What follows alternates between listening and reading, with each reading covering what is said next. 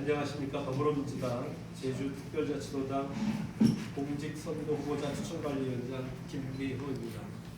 바쁘신 와중에도 참여해주신 언론 여러분께 감사드립니다. 제주도당 공관위원회는 3월 26일 어제 제8차 회의를 열어서 다음과 같이 제9회 전국 동시지방선거 제주특별자치도 의원 후보자 및 선거구를 의결하였습니다. 경선 지역은 선거 일정과 공직선거법 등을 감안해 여성 후보자가 있는 선거구를 우선 결정하였습니다. 그럼 여성 후보 경선 선거구를 먼저 발표하겠습니다. 제주시 용담 1동, 용담 2동 선거구입니다.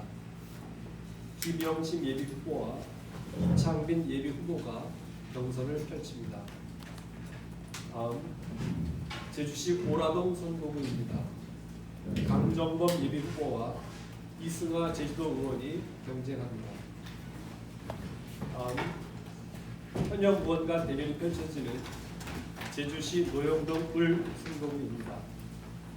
이경심 제주도 의원과 현주홍 제주도 의원이 경선합니다. 이어서 제주시 이도 2동 선거구입니다. 한동수 제주도 의원과 현길자 예비후보가 경쟁합니다. 제주시 화북동 선거구는 강성의 제주도 의원과 고성만 예비후보가 경쟁합니다. 다음 제주시 아라동 갑입니다. 김봉현 예비후보와 홍인숙 제주도 의원이 경선합니다. 서귀포시 대림동 선거구는 강명근 예비후보와 강소연 예비후보가 경쟁합니다. 제주시 삼양동 봉계동 선거구는 3인 경선입니다. 김태관 예비후보, 박두화 제주도 의원, 그리고 박안수 예비후보가 경쟁을 펼칩니다. 지금까지 여성 후보 경선 선거구를 말씀드렸습니다. 이어서 서귀포 지역 단수 후보자 선정 결과입니다. 먼저 서귀포시 남원읍 선거구입니다. 재선 의원인 송영훈 제주특별자치도의회 의원입니다. 의회 운영위원장과 원내대표를 지닌 송영훈 의원은 탁월한 리더십과 소통 능력에서 높은 점수를 받았습니다. 다음 서귀포시 송산읍 선거구 양홍식 제주도 의원입니다. 제주특별자치도 해양수산국장을 지낸 양홍식 의원은 행정 경험이 풍부한 전문가로 지역 발전을 이끌 적임자로 평가받고 있습니다. 서귀포시 안덕면 선거구는 하성룡 제주도 의원입니다. 제주도 의회 사삼특위 위원장인 하성룡 의원은 현장을 가장 잘 아는 후보로 실행 능력을 갖췄다는 평가입니다. 이어서 서귀포시 효선면 선거구입니다. 한동훈 예비후보입니다. 국내 불지의 대기업 출신 청년 한동훈 예비후보는 탁월한 능력과 아이디어로 제주 정치에 새 바람을 불어넣을 줄 적임자로 평가되었습니다. 이상 4명을 제9회 전국 동시지방선거 더불어민주당 제주특별자치도당 서귀포 지역 광역위원 단수 후보자로 선정하였습니다. 바쁘신 중에도 참석해주신 언론인 여러분께 다시 한번 감사드립니다. 감사합니다. 네, 감사합니다. 저희 질의응답은 좀 이따 할 거고요. 오늘 단수로 결정된 후보님들께서 앞으로 나와서 같이 사진 촬영 후에 질의응답 받도록 하겠습니다. 후보님 앞으로 나오세요.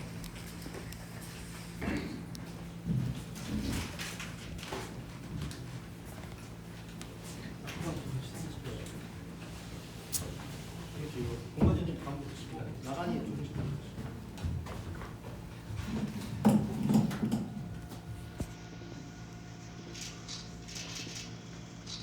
손들랑 만세 한번 해줘. 혼자 만세 한번 하시죠. 네.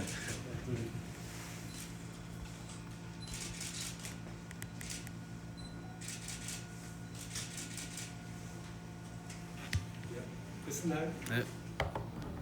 네, 감사합니다. 퇴장해 주십시오.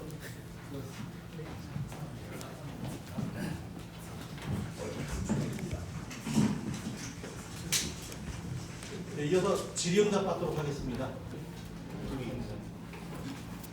후보자 면접은 다 끝난 걸로 알고 있는데요. 여기 보면은 여성 경선 지역인데 대정읍은 빠졌어요. 대정읍은 빠졌다고.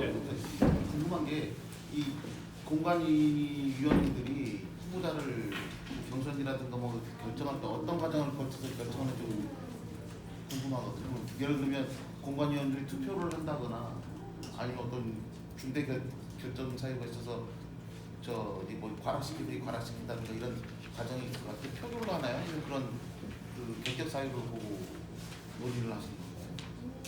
그러니까 공관에서 전반적으로 그 저희가 정한 기준에 따라서 서류 심사를 하고 면접 심사를 해서 평가를 하는데 그 단수 지역이나 여성 지역구에서 빠져 있는 지역은 조금 더 자세한 검토가 필요해서 지금 논의 중에 있고 검토 중에 있다 이렇게 말씀드릴 수 있습니다. 공관위원들하고 표결이나 이런 절차는 없나요? 그게 찬반 투표라든가 뭐 예, 그런 규정이 있습니다. 표결을 해야 되는 거예요. 표결을 해야 될 경우도 있고 표결을 하지 않고 합의하에 진행하는 경우도 있고 그렇습니다. 그 표결 규정이 있는데 지금 이제 합의를 하기 위해서 계속해서 지금 논의 중이시다 이렇게 봐주시면 좋을 것 같아요. 그리고 이 도의원 후보 같은 경우에 온전히 도당 공관위원회 소관인 걸로 아는데 중앙당에서 개입했다는 그 지적이 있어서요. 중앙당에서 예. 어떻게 했다는 예를 들면 당대표 명의 공문이 시달됐다거나 그런 제보들이 들어와 있어서 그거는 그 선거 운영 방식과 관련해서 즉 선거 그러니까 경선이나 아니면 공천 관리 과정에 대한 규정이라고 보여지고 그게 특정한 후보자를 위한 개입이라고 볼 수는 없습니다. 그러면 그 공문 공개하실 수 있나요?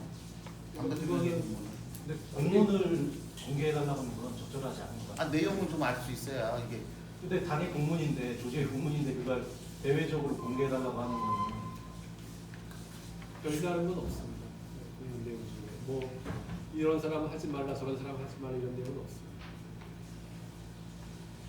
그 노영동답하고 환경추자면은 그러니까 단수 신청인데 지난번에도 빠졌고 이번에도 빠졌는데 빠진 이유를 혹시 말씀해 주실 수 있을까요? 네, 그 지난번에 잠깐 얘기했지만 저희가 새로 계속 검토 중에 있는데 심사 기준 중에 그 민주당 당원 당규에 나와 있는 표현입니다만 예외 없는 부적격이 있고요. 그다음에 부적격이 있고 그렇습니다. 그런데 이제 그 예외 있는 부적격에 해당되는 분은 안 계시고 부적격에 해당하는 분들이 더러 계십니다. 그래서 그걸 조금 더 자세히 검토하기 때문에 해야 하기 때문에 빠졌다 이렇게 말씀드리겠습니다. 그 사실 지난주 토요일 날 원래 2차 심사를 해서 표결까지 했는데 그 표결에 하자가 있어서 그 심사가 무효가 됐다고 하던데 이거는 저희가 공식적으로 발표한 게 아니기 때문에 별다른 의미는 없을 것 같습니다. 왜냐면 그때 네 분에 대한 표결이 진행됐고 근데 표결에 하자가 있어서 무효가 됐다. 심사 자체가. 그건 공식적으로 저희가 말씀드린 바 없습니다. 그러니까 아마 비공식적으로 아마 들었을 수 있긴 하지만 그거는 저희 공천관리위원회 공식 입장이 아니다 이렇게 봤습니다. 예를 들면 전과라든가 탈당, 복당을 반복하거나 이런 부분은 분명히 결격 사유에 들어갈 것 같은데 안 그래도 제주도당 공천 신청자들이 전과율이 1위라고 그렇게 돼서 그런 부분은 더 엄격하게 보셨을 것 같은데 지금 말씀하신 이 경선 참여하는 분들 중에서도 전과자들이 꽤 있거든요. 특히 음주운전, 사기 전과도 있고 이런 분들은 결격 사유를 보지 않으신 건가요? 공천 발표자 중에 사기 전과자가 누가 있나요?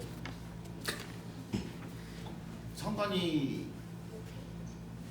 그 예비후보 보면 전과 사항에 보면 그러니까 저희가 발표한 사람 중에 있나?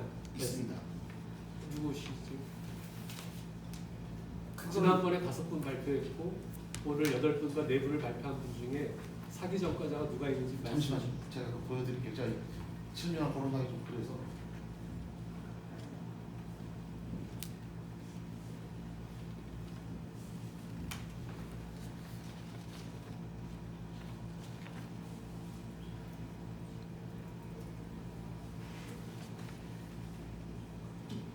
혹시 자료 찾으시는 동안 또 다른 분 혹시 질의응답 있으신가요? 이 기준을 예를 들어서 전에 지금 현직 도의원들 기준을 그 앞전에 까지 전부 지금 보고 있는 겁니까? 아니면 그 위에서 보는 겁니까? 지금 데이터를 임기에 관계없이 그 전체를 쭉다 보고 있습니다. 전체를. 다만 음주운전의 경우는 그거는 이제 부적격 기준에 해당되지는 않고 부적격 기준에 해당될 경우는 그 연 기간과 횟수에 따라서 그런 달라집니다. 거좀 보고.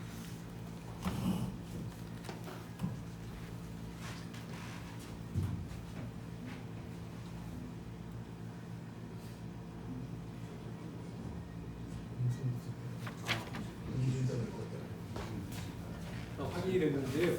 아까 사기 이 전과자의 경우는 중앙당에서 내려온 지침에 따르면 그 범죄의 종류와 그다음에 양형에 따라서 부적격자를 가능하게 되는데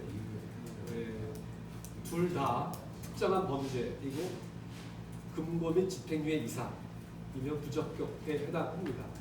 그런데 이제 지금 저에게 말씀하신 분 같은 경우는 부적격 범죄의 목록에 해당하나 양형이 금고 및 집행유예가 아니기 때문에 부적격자는 아니다 이렇게 판단합니다.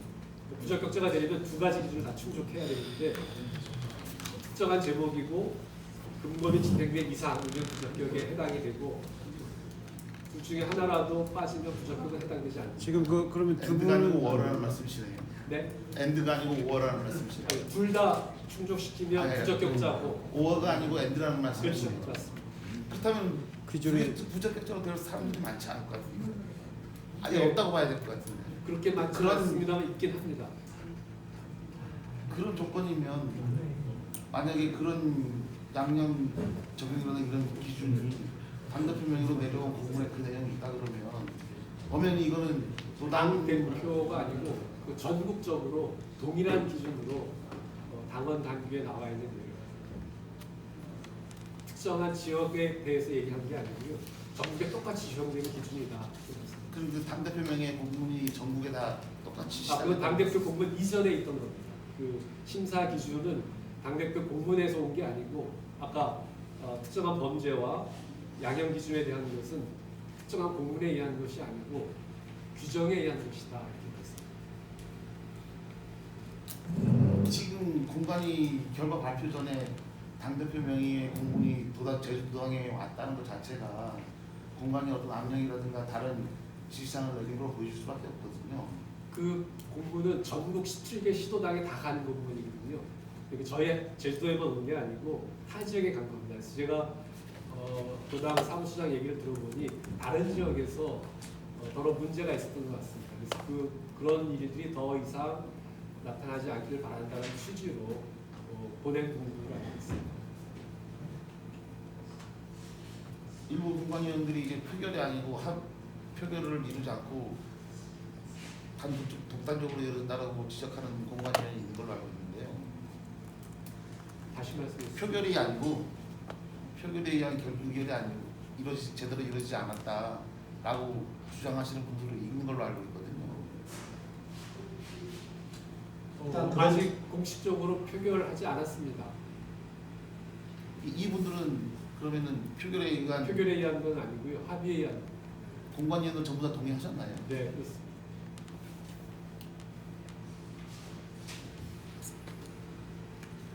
더 이상 질의 없으시면 이만 기자회견 마치도록 하겠습니다. 네. 바쁘신 중에도 참석해 주셔서 감사드립니다. 네.